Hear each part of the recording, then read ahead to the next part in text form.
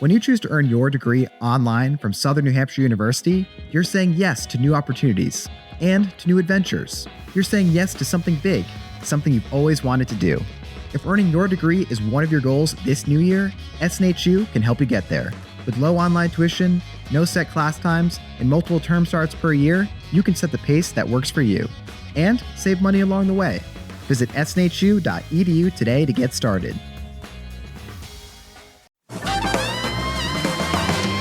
Hey folks, and welcome to Typology, the show on which we explore the mystery of the human personality and the human adventure all through the lens of the Enneagram. We've got another fantastic guest, author, speaker, and founder of Find Your Voice, a community that supports anyone who wants to write anything. In addition to her books, The Power of Writing It Down, Packing Light and Indestructible, she's also ghostwritten 11 books and collaborated with countless others. Today, she's bringing her brand new book, Write Your Story, a simple formula to understand yourself, your story, and your purpose in the world. Allison Fallon, we're so glad she's back. She is Enneagram 4 with a hardcore 3-wing, I think. We talked through her story today. Really captivating. I know you're going to love this interview with Allison, and I know you're going to want to go out and get her book too. Tells a really compelling story as to why we all should be writing, which I personally love. So glad you're here, folks. That's it for me, Anthony Skinner. And now let's get to our host, Ian Cron.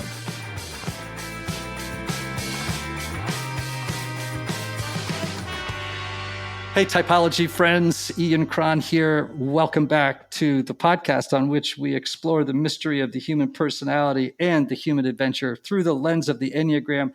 I'm joined today. I have fortunate twice. I have now had my friend Don Miller, Enneagram 3. He is back on the show today with our mutual friend, Allie Fallon, Enneagram 4. Allie, welcome to Typology. Hi, thanks for having me. Happy to be here. So I'm stoked about your new book, Write Your Story, a simple framework to understand yourself, your story, and your purpose in the world, because I wrote a book called The Story of You, and I am fascinated with the power of narrative and how the agency that human beings have to rewrite their narrative. But let's talk for a moment about the narrative of the Enneagram 4, because I do think that each type does have a story that it tells itself and others about who they are and how they think the world works. So talk to me about the narrative of the Enneagram 4 that kind of is part of your life journey. Yeah.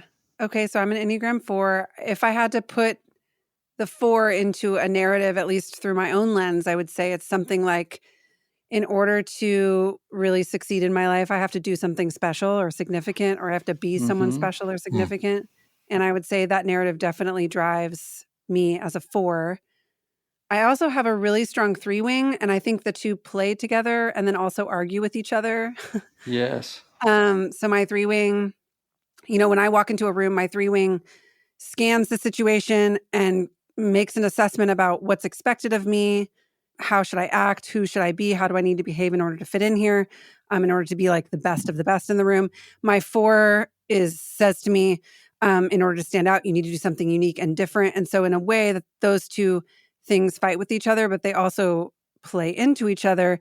I feel like I walk into a room, it kind of in my head sometimes, always trying to figure out like, who do I need to be or how do I need to act in order to stand out or be impressive? And so, I feel like I'm just starting kind of what would be considered the second half of my life. But the more mature that I get as I come into the back half of my life, the more I'm really trying to surrender that narrative and just show up and be authentic and not need to impress other people. But I think that has been the sort of be significant, do something important has been the driving narrative of my existence.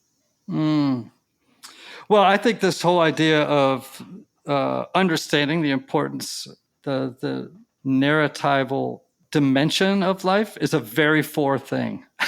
Yeah. it is the world in which 4s love to swim and rich and just dense with metaphor, right?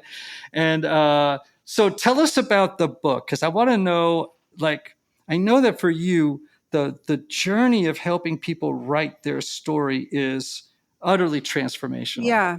Yeah. Well, I mean, to tag on to what you just said too, I think part of why I've been drawn to this work, and I will talk about the book in just a second because it relates to this, but part of why I've been drawn to this work is because of the 4 in me, which is really drawn to what makes a person unique, different, special, interesting to other people. Like, what is it that sets people apart? Everybody's story to me is fascinating.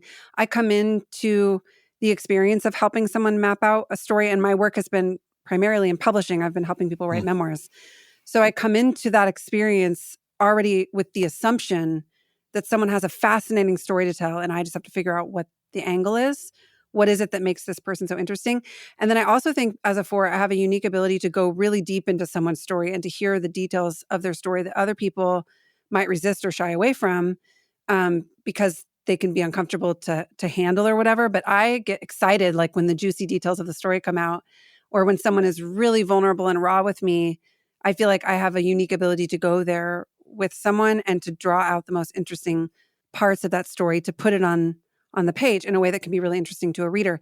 So that's really how I got into this work, is that for the last 15 years, I've been helping people publish mostly memoirs, not exclusively memoirs, but working in nonfiction, helping people write, books. And over the years, as I did this with people, I would sit down with someone for a day or a week or whatever and help them kind of map out their book, and a lot of times be involved in the writing and editing process of that book too. And I just started to go like, every single person I meet is fascinating. Like, I've never met a person, people come into those meetings going, oh, I'm not sure if my book is going to be that interesting. I don't know if I really have something that interesting to say. And it's never once happened where I've left a meeting and gone, oh yeah, you're right, you don't have anything interesting to say. It's just a matter of sort of getting the right angle on it. And so I started to go, after about 10 or 12 years of doing this can't be true for just people who have a dream of publishing a book. It has to be true for everybody, that everybody has something interesting to say. Everybody has an interesting angle on their life. And that's where Write Your Story was born, was just under this assumption that everyone has an interesting story to tell. And that when you begin to see yourself as the hero of your own story, and you start to see your narrative, your life narrative, as inherently interesting, that you become more engaged in it, and you discover the agency that you always had inside of the story to shape it into what you want it to be, or into more of what you want it to be. It's, I go back and forth between, some days I feel like you have total agency, some days I feel like you have less agency, but it's at the least, it is collaborative, it's co-creative. And we have a lot more control over our destiny, so to speak, than we think we do. So there's I think it was James Hillman, the great, he's a great Jungian thinker. And he said, what happens to you in childhood is not nearly as important as what you tell yourself about what happened to you in childhood. Your interpretation of it is what drives who you become. I think that's the first time I've heard that quote, but it's a foundational premise of this book too, which is that not just in childhood, but in your adult life, that the things that happen to you, but they're not nearly as important as the story that you choose to tell about it. So, another place that this book was born from is I went through a really dark time in my life. I went through a divorce. It was a major left turn for me. I didn't see it coming. I felt like the rug had been pulled out from underneath of me. It shook a lot of different areas of my life because I was also in business with this person.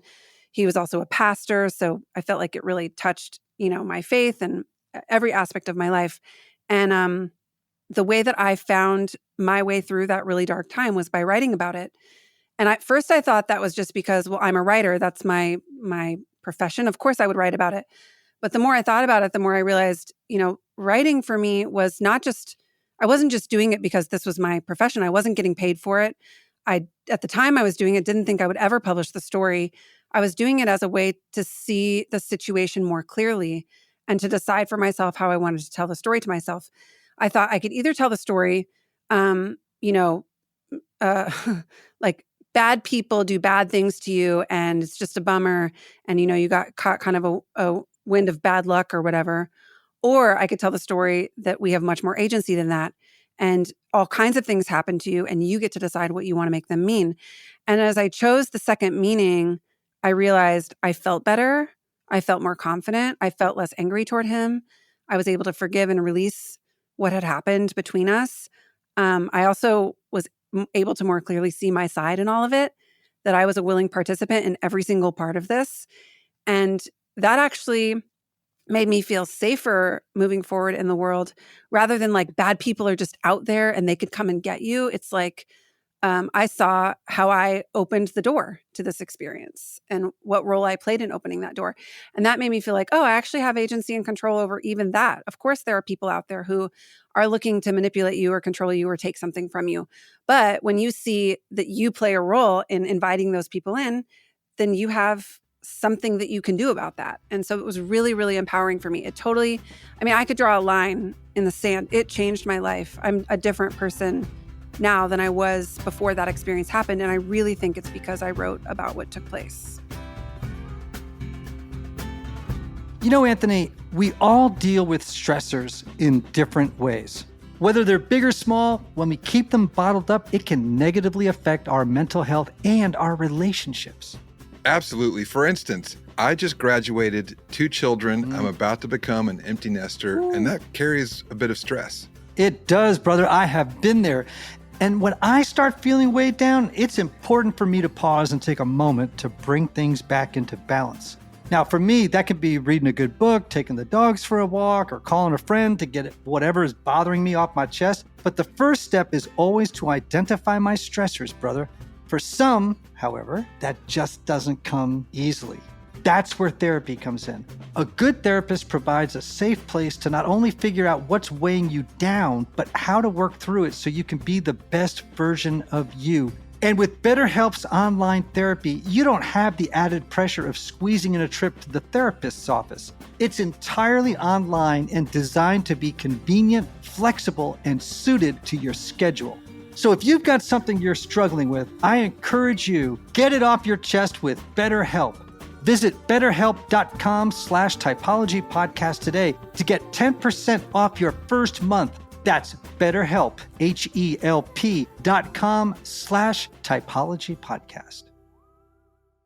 Don, I'm hearing echoes of a story that I actually tell in the story of you, about you on your bike ride and losing weight on the journey, and you having this epiphany. I don't know if it was a sudden one or a gradual one, where you have this realization: I'm not living the story that I want to be living. Like, this is not the story I want to inhabit. Yeah.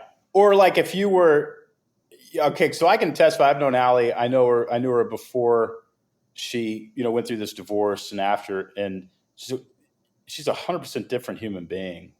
I do think there's that. Okay. So in story structure, the villain and the hero usually have very similar backstories in the sense that they both experienced pain, trauma, loss, those sorts of things.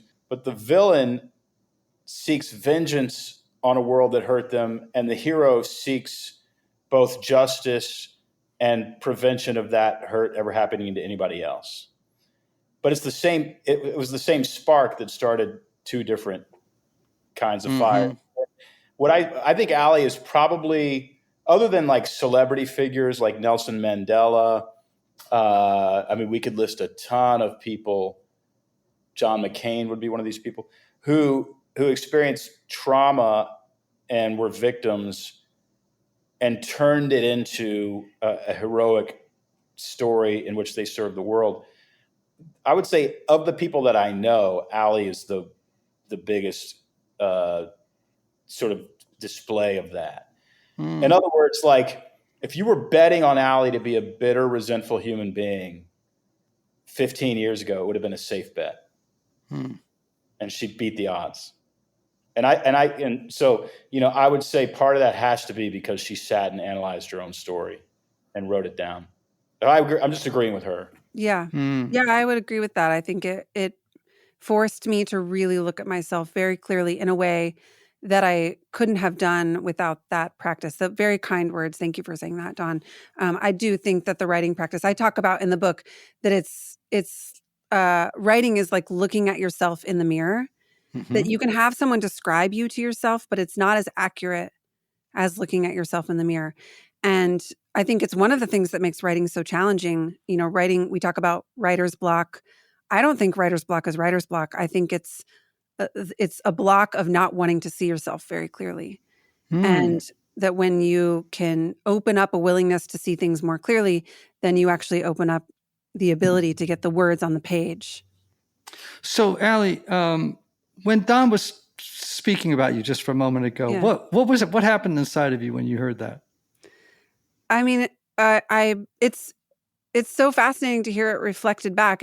I'm not sure how to describe the feeling. I feel a lot of gratitude, and I feel, yeah, I think it's gratitude. I mean, maybe some like sense of just pride in myself, but it's more gratitude than that. Like, it's like, I'm just so grateful that I made it to the other side of that experience without the potential opposite of the experience, which, like he said, would have been bitterness and despair and a life of, suffering, unforgiveness. And when I think about how different my life would have been, I can't feel anything other than gratitude. If I had camped on the narrative of, I talked about this on the Business Made Simple podcast, but the first narrative was like, men are jerks, and if I had camped on that narrative, I wouldn't be married to my husband now. I wouldn't have my 2 beautiful children.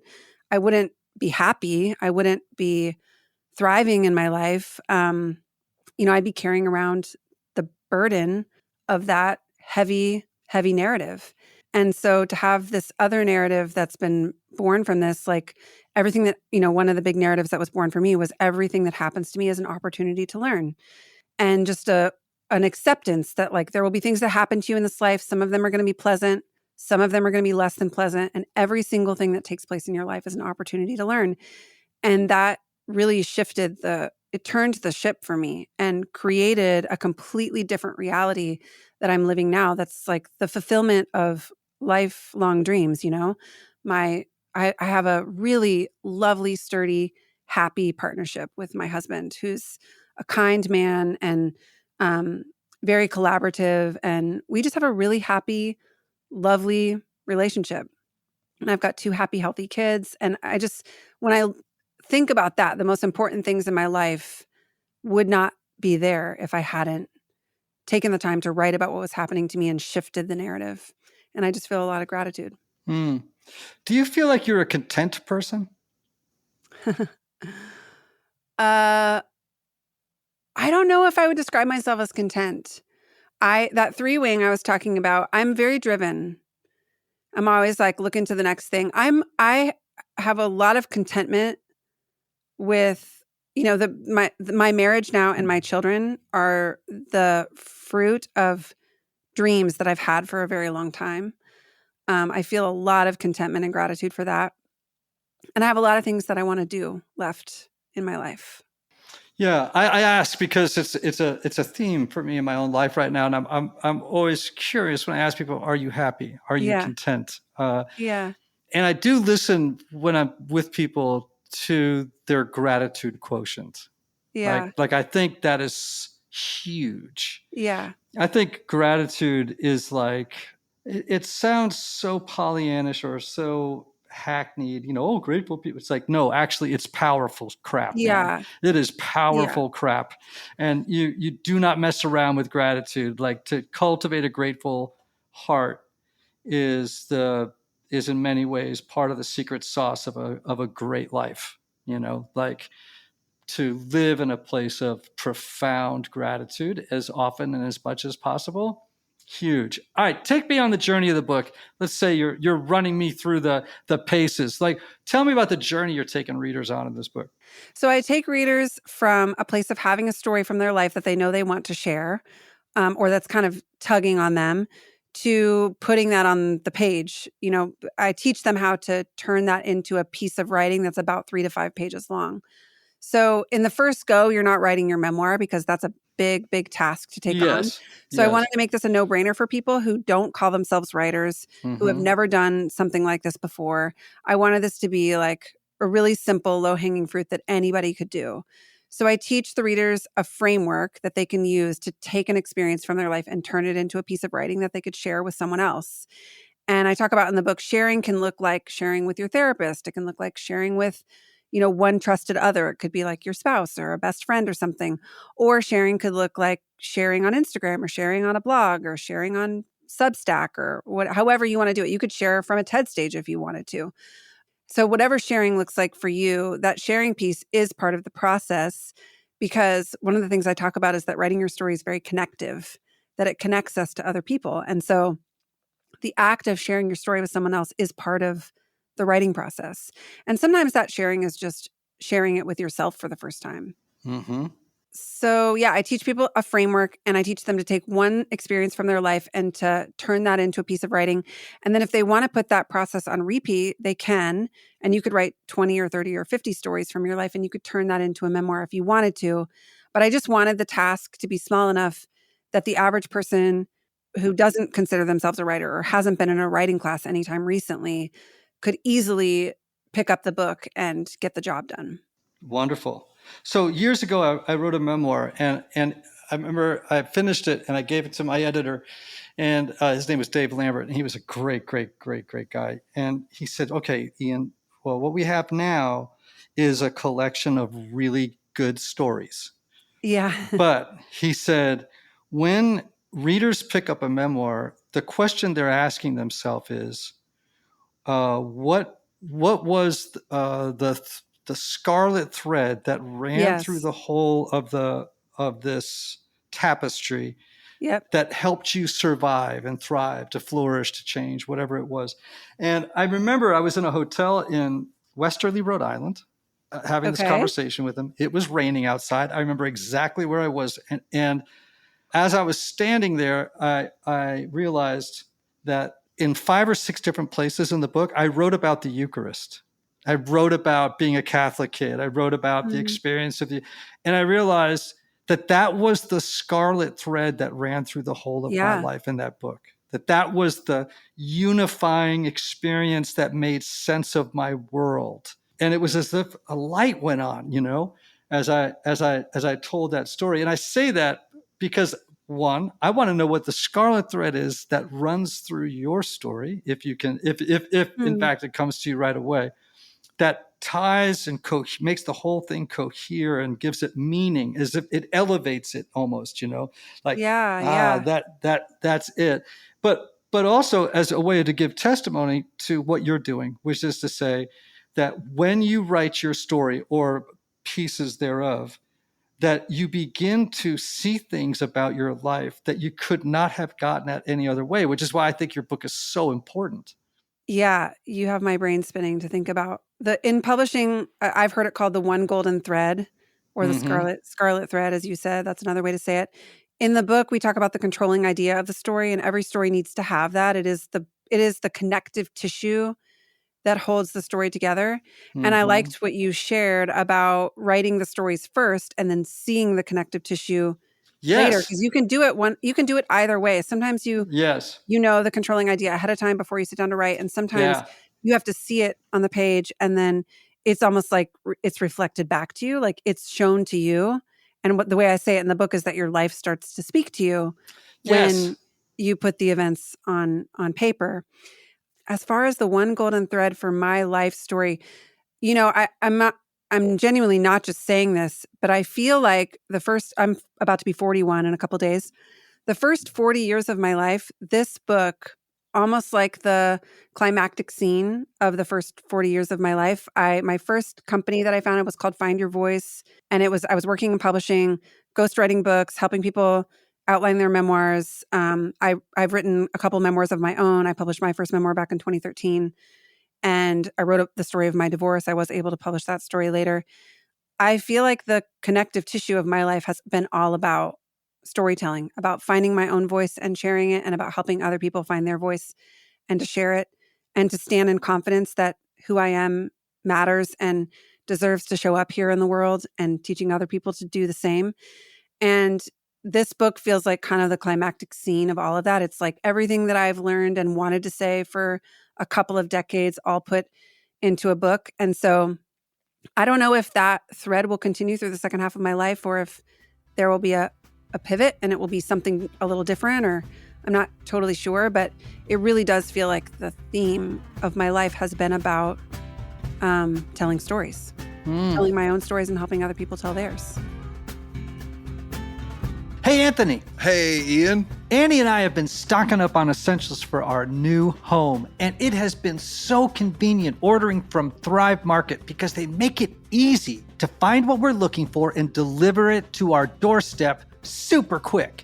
It saves us an extra trip to the grocery store, and that's been a huge stress reliever. So whether we're looking for plant-based snacks, Ora Bora sparkling water, or household essentials like 7th generation stain wash, Thrive Market makes it easy to shop, and I know I'm getting quality products. Oh man, Ian, you know I love my Ora Bora. And not only does it save time, but we save money on every order too. I just saved $78 on my last order and received a free 10-pack of Chomps snack sticks. Our listeners can get the same benefits. Save time and money and shop Thrive Market today. Go to thrivemarket.com/typology for 30% off your first order plus a free $60 gift. That's Thrive, THRIVE market.com/typology.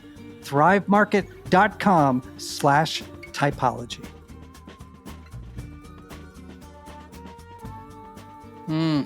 I love that. Hey, Don, what about for you? What's the golden thread? What's the scarlet thread that runs through the whole of your life that makes the thing cohere as a story? Well, I was thinking about Allie's story and how Allie's got that story that, a lot of us, Ian, you're one of these guys and I'm one of these guys. We kind of went off like a firework when we released a book and it did something.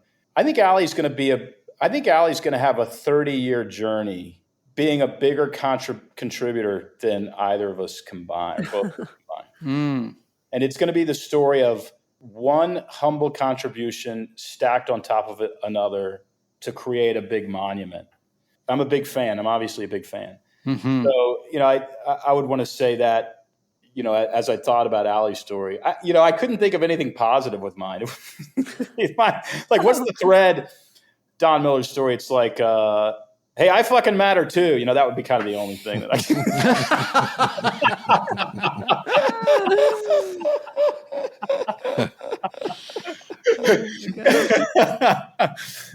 So I'm not sure. I'll try to come up with something better than that answer here. I do. I will say, Allie, the experience in that hotel room was like electric for me. Yes. Because I first of all, I didn't know that rule in memoir writing. I was new at writing memoir. I'd written a novel before that, but I didn't know. I wrote a novel intuitively. I never studied writing novels. I had read a crap ton of them, but I'd never. So, and then here I am writing out my story, and it's blah blah blah. And when he said, "So what is the one thing?" and I went, oh my gosh. Yeah. And it's so interesting, right? I was an Episcopal priest and I always told people I became a priest, not because I like to preach. Actually, I don't like preaching. I don't like sermons. I love celebrating at the table. That is to me is like everything. And it goes down into the bone and the blood of my childhood growing up in Catholic Mass and as an altar boy. And there was just something that in the numinous experience of that was so at the core of my person. And there it was in the book, but the book told me in that moment what. Yes. That's the crazy thing about writing down. You've had that, when your characters tell you things and you're like, oh my gosh, I better not disobey them. Yeah. I better do what they tell me. It's crazy. Another question that I'd ask both you guys and Anthony too is in every story, there's a story question that drives the plot. Will Jason Bourne figure out who he is? Will Bridget Jones find love? There's a story question, and there's almost always, if it's a good story, there's one a dominant story question. It creates the obligatory scene where the screenwriter is obliged or obligated to answer the question. I'd be curious as to what's another way to phrase it would be what's the story question that drives your life? For me, it really is, what's the simple truth here? If you're looking at religion, what's the simple truth here? If you're like, what's behind all the smoke and mirrors and what's really happening? In business, as I wrote business book, what's really happening to grow a small business? What's really happening in the way we engage messaging, or and so I'm curious as to what you guys would say. What's the story question that permeates, that drives your personal narrative? Yes. Well, I can tell you what it was for part of my life. But I do think these questions change. Yes. Like, or, you know what I mean? Like, I they think need there's, to change Yeah, as we they- mature. yeah, if they don't, I mean, I think it's actually a sign of some kind of Yeah. blockage, you know? Yep. I think for a long time, the question, I wrote this down the moment you said it, will Ian Cron redeem his stained family? Wow. Wow. But I would say, yes, that may change or have different, but it's probably going to be a lifelong suit. Sure. Yeah. Like maybe that's the driving plot of all of the chapters of Ian Cron's and the sequels that come after. Yeah.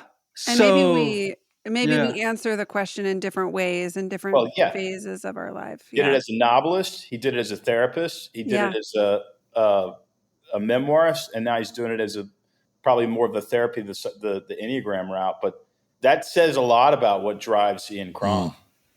Yeah, but not like it did. Like there was a kind of desperate quality to my life as a younger man. Because you answered the question, yes.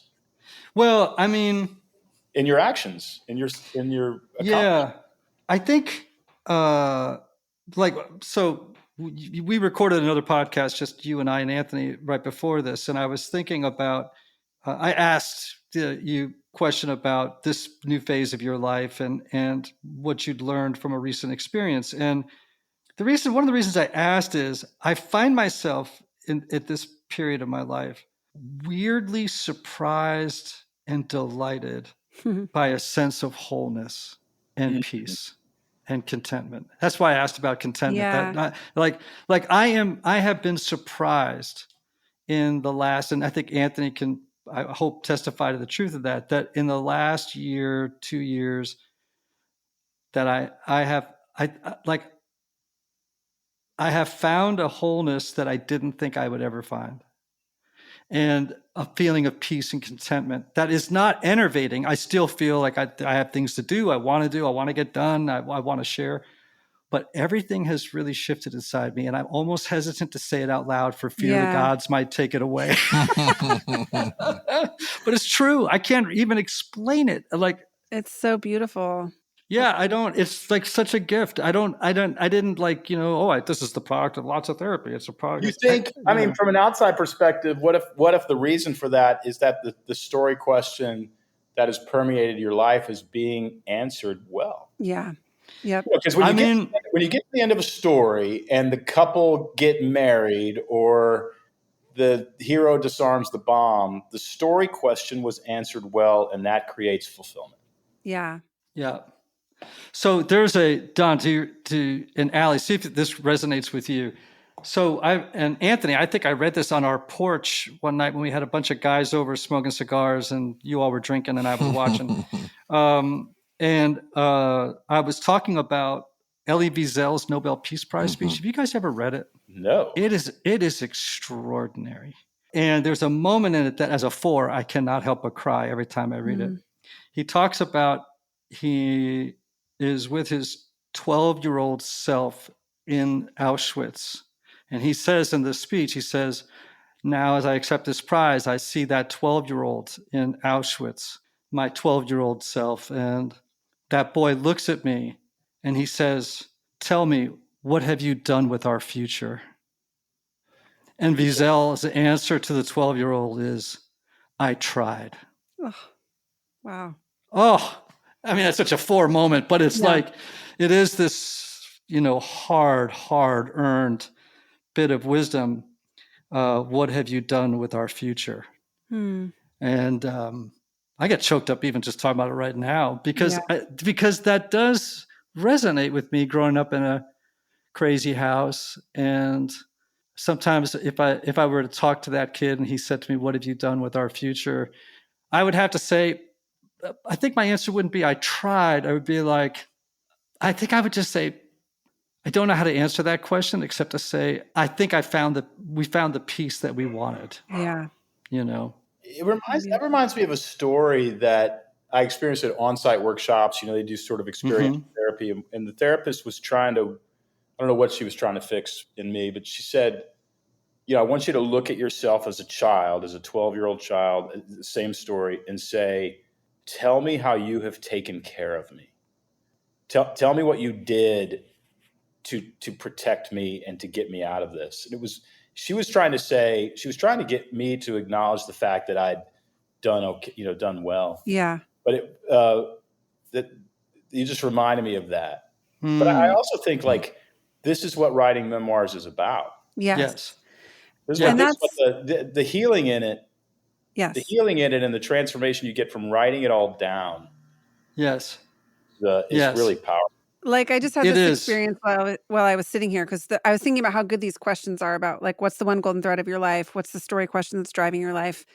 When you asked that question, Don, I wrote a question down on my paper that's sitting right here. It's the only thing I've written on my paper since we've been sitting here. And immediately after I wrote it, I was like, ooh, I shouldn't say that. That doesn't make me look that good if that's the story question of my life. And I was like, wow, that's like a meta version of what writing does for us is something about picking up the pen and putting it to paper helps you access a more truthful part of yourself than you would if you were just having a conversation and daily dialogue. You put it on the page and then you have the choice whether you want to look at that honestly or not. And when you do look at it honestly, it makes everything about your life make sense. It makes everything about you make sense. It may not be always comfortable to look at, or it may not be something that you feel really proud to go share with the world immediately, but it will make the puzzle pieces click together for you. And the more you look at it, the more you can accept this is the truth of who I am. This is what happened to me. This is how I felt about it. This is what, this is the story that I made up about myself. This is what went on. The more you can acknowledge that and accept it and even see it from a place of compassion, the more that it heals and the loop closes and the question gets answered. And then I do think you get to move on to another question. So like the question I wrote down on my paper was, how do I know that I matter? And I think that question has driven the whole first half of my life. And to give myself some credit, I think I have tried to answer that question for myself and then hopefully tried to answer it, help other people answer the question as well. Through writing about their stories. But I guess in some ways, I hope that question is kind of closed for me. Like the loop has been closed and the question has been answered and I can move on to something, while also accepting that's a perfectly human question to ask. I hope that in the next 40 years of my life, I can move on to a different question. A very for question too. I hope that question is answered.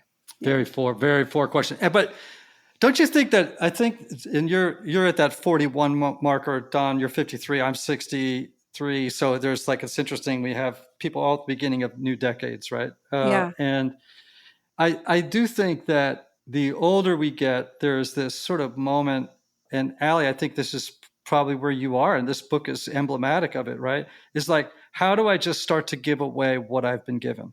Yeah.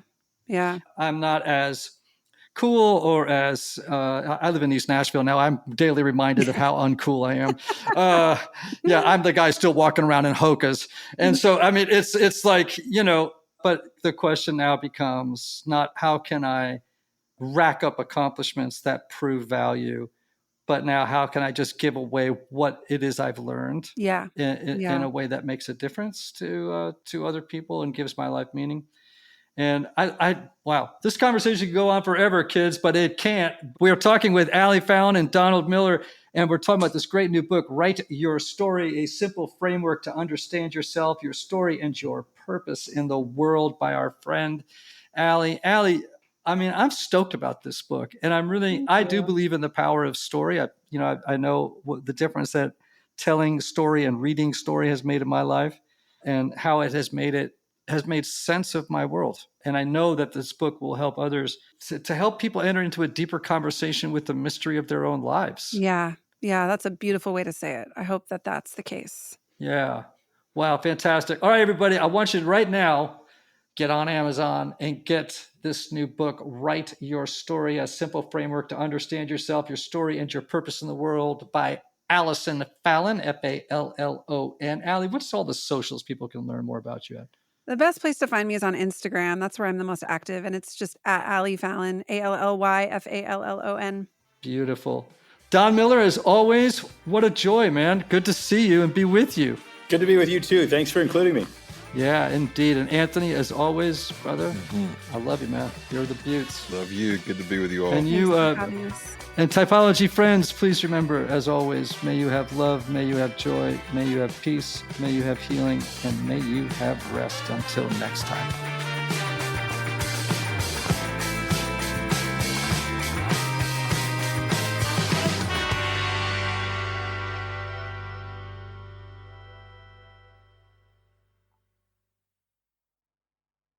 Marketing is hard. But I'll tell you a little secret. It doesn't have to be. Let me point something out. You're listening to a podcast right now, and it's great. You love the host. You seek it out and download it. You listen to it while driving, working out, cooking, even going to the bathroom. Podcasts are a pretty close companion. And this is a podcast ad. Did I get your attention? You can reach great listeners like yourself with podcast advertising from Libsyn Ads. Choose from hundreds of top podcasts offering host endorsements, or run a pre-produced ad like this one across thousands of shows to reach your target audience and their favorite podcasts with Libsyn Ads. Go to libsynads.com, that's Libsyn ads.com today.